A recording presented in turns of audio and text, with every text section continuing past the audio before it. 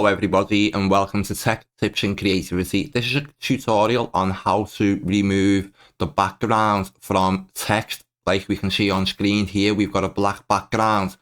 But if we were to render that out and then try and use it in a video or in OBS, like you can see in the top right of the screen, now you can see text changing, but it's got no background. If we were to just render this now, it would have the black background.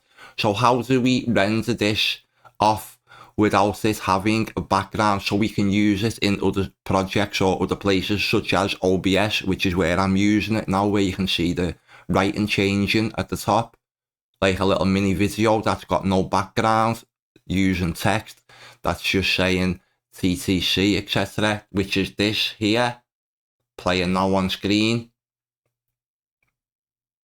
So if I was just to try to render that now, it will just come out in a black background. So what I'm going to do is show you the little trick on what it is that we've got to do to get this to change into having no background, and it's basically in the settings.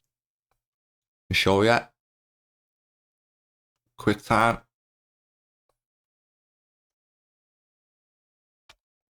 This second one here, GoPro Cine Form.